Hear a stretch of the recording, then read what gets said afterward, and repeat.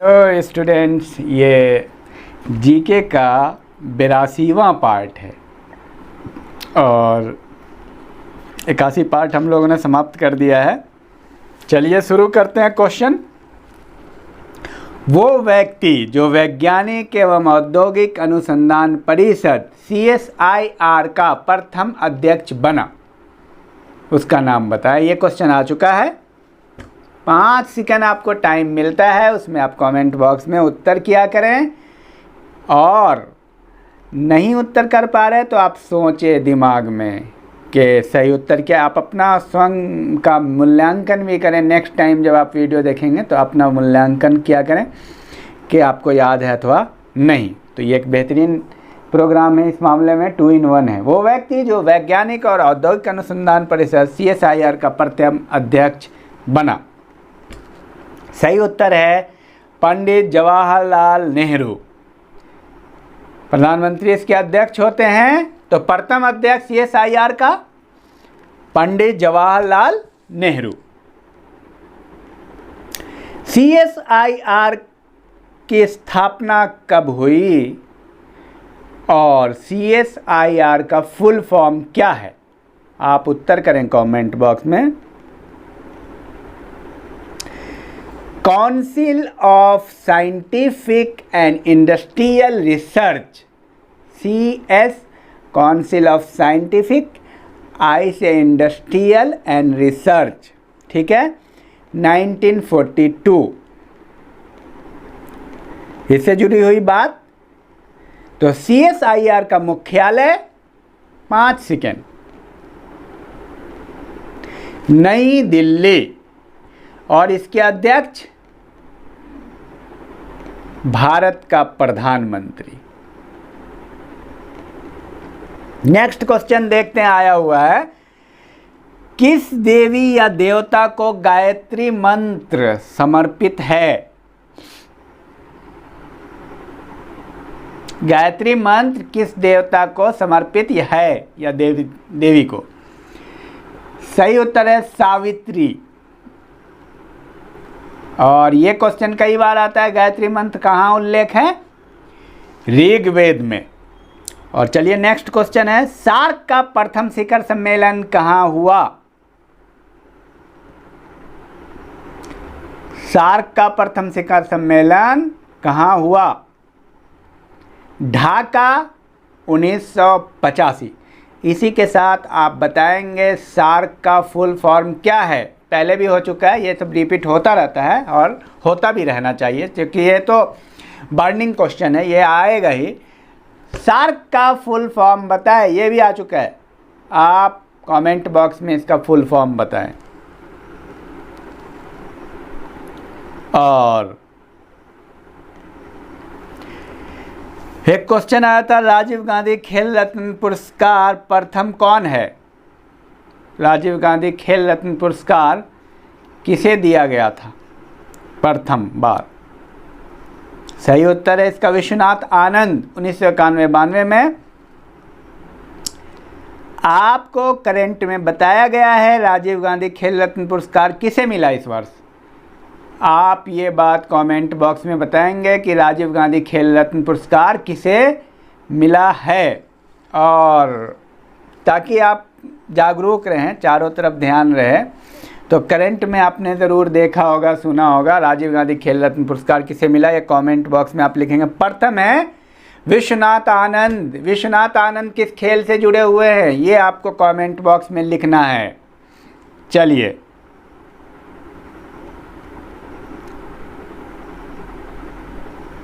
और इसमें एक क्वेश्चन आया था कि इवोल्यूशनरी थ्योरी, उद्विकासीय सिद्धांत का जन्मदाता कौन है? तो सही उत्तर है डार्विन। डार्विन ने अपनी पुस्तक ओरिजिन ऑफ स्पीसीज में इसका वर्णन किया। ओरिजिन ऑफ स्पीसीज में एवोल्यूशन पहली बार। और इससे पहले लेमार्कवाद भी 1809 में, डार्विन ने 1859 में दिया। नौ डार्विनवाद भी है। उत्परिवर्तनवाद भी है एक सिद्धांत, म्यूटेशन कहते हैं उसको। ये ह्यूगो डी वेरीज, एक साइंटिस्ट ह्यूगो डी वेरीज, उन्होंने म्यूटेशन की थ्योरी दी। इसको हिंदी में उत्परिवर्तन कहते हैं। म्यूटेशन का मतलब आप में से कितने लोग जानते हैं म्यूटेशन का मतलब? कमेंट बॉक्स में लिखेंगे। What is mutation in science? एक होता है इवोल्यूशन। अच्छा, आप लोगों को पता है और पता करें आप, एक होता है इवोल्यूशन, एक होता है प्रोग्रेस, एक होता है डेवलपमेंट, और क्या क्या होता है? Evolution, progress, development, mutation. इन सारों का मीनिंग आप जानें, कमेंट बॉक्स में लिखें। डेवलपमेंट क्या है, प्रोग्रेस क्या है? बार बार बात आती है ना, डेवलप करना है सोसाइटी को, डेवलपमेंट चाहिए। ये यहाँ का टॉपिक नहीं है, मैं आपको जस्ट दे रहा हूँ आइडिया। चूँकि आप पीसीएस की तैयारी कर रहे हैं या आईएएस की कर रहे हैं, तो ये आपको जानना ही चाहिए। प्रोग्रेस क्या है, डेवलपमेंट क्या है, इवोल्यूशन क्या है, और म्यूटेशन क्या है, ये तीनों। और फिर सोशल चेंज क्या है। चलिए नेक्स्ट, इसमें लिखा हुआ है कि कौन सा नाटक श्री हर्ष द्वारा लिखा गया? हर्षवर्धन, हर्ष द्वारा लिखा गया। तो इसमें सही उत्तर है प्रियदर्शिका। और हर्ष ने 3 नाटक लिखे थे, तो उसमें एक है प्रियदर्शिका, बहुत महत्वपूर्ण है, जो ऑप्शन में आया था। बाकी 3 नाटक का नाम भी लिखना है। बाकी 2 कौन है, मिल जाएगा आपको। और हिस्ट्री वाले सीरीज में इसका वर्णन है। चलिए आगे बढ़ते हैं। शासक, बहुत सारे ऐसे शासक हुए हैं इतिहास में कि उन्होंने बहुत सारी रचना की है। उनके बारे में जानते हैं, उनसे क्वेश्चन आता ही है एक। तो एक तरफ आप शासक लिखें और दूसरी तरफ आप कीर्ति लिखें। और हाल है, एक शासक है, ये हाल नाम है व्यक्ति का। हाल है, ये सातवाहन के राजा थे, सातवाहन। इन्होंने लिखा गाथा सप्तशतक और बृहत कथा। बृहत कथा भी इनकी रचना है, गाथा सप्तशतक भी इनकी रचना है, और गुणाढ़ इनकी रचना है। नेक्स्ट में लिखिए महेंद्र वर्मन, ये पल्लव राजा हैं। इनकी कीर्ति का नाम है मतविलास परहसन। एक है अमोघ वर्ष, राष्ट्रकूट का राजा है, और इनकी कीर्ति का नाम है कविराज मार्ग। एक है बल्लाल सेन, सेन वंश का राजा है बल्लाल सेन। इनकी कीर्ति है दान सागर, अद्भुत सागर। और एक है विग्रह राज 4 विसल देव, विग्रह राज 4 विसल देव, चौहान वंश के राजा हैं ये। इनकी रचना है हरिकेली। और एक राजा है फिरोज शाह तुगलक। इनकी रचना का नाम है फतुहाते फिरोज शाही। एक है सिकंदर लोदी। इनकी रचना है गुलरुखी। और एक है देवराय द्वितीय, विजयनगर राज के हैं देवराय द्वितीय। इनकी रचना है महानाटक सुधा निधि। और ब्रह्मसूत्र पर भाष्य लिखा है इन्होंने। महानाटक सुधा निधि देवराय द्वितीय की रचना है। और एक है कृष्णदेव राय, ये भी विजयनगर के हैं, कंफ्यूज मत होइएगा। कृष्णदेव राय बहुत महान राजा था। इनकी रचना है काफ़ी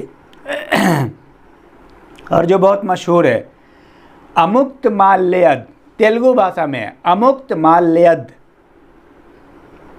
और एक है जाम्बवती कल्याणम। जाम्बवती कल्याणम कृष्णदेवराय की जो अमुक्त माल्यद है वो तेलुगु में है, जाम्बवती कल्याणम संस्कृत में है। और बाबर है, बाबर को आप जानते होंगे, किस राज्य का संस्थापक है, ये आप कमेंट बॉक्स में उत्तर करेंगे। बाबर, इनकी पुस्तक का नाम है बाबरनामा, और ये IAS में भी आ चुका है। किस भाषा में है बाबरनामा, ये आप कमेंट बॉक्स में लिखेंगे। जो बाबर ने लिखी वो किस भाषा में लिखी, तुझके बाबरी है एक्चुअली, और उसको अनुवाद किया गया था बाबरनामा के रूप में। किसने अनुवाद किया ये भी आप लिखेंगे, ये भी हो चुका है, ये सब आप लिखें कमेंट बॉक्स में। तो बाबर ने लिखी बाबरनामा, किस भाषा में लिखी ये आप बताएंगे, और बाबरनामा यानी किस भाषा में किसने अनुवाद किया ये भी आप बताएंगे। और दारा शिकोह बहुत ही इंटेलेक्चुअल व्यक्ति था। दारा शिकोह, इसने लिखा था मजमाल बहरैन, मजमाल बहरैन, और दूसरी किताब थी इनकी सफ़ीनातुल औलिया। सफ़ीनातुल औलिया, एक था मजमाल बहरैन और दूसरा है सफ़ीनातुल औलिया। इसने उपनिषदों पे पुस्तक लिखी थी दारा शिकोह। तो ये था इतिहास के बारे में। चलिए सवाल ले लेते हैं। आप बताइए कि रोम किस नदी के तट पर स्थित है, पहला सवाल। और दूसरा सवाल, न्यूयॉर्क किस नदी के, न्यूयॉर्क का कई बार आ चुका है, IAS में भी आ चुका है, PCS में भी आ चुका है। न्यूयॉर्क किस नदी के तट पर स्थित है। और तीसरा सवाल, टोक्यो, टोक्यो किस नदी के तट पर स्थित है।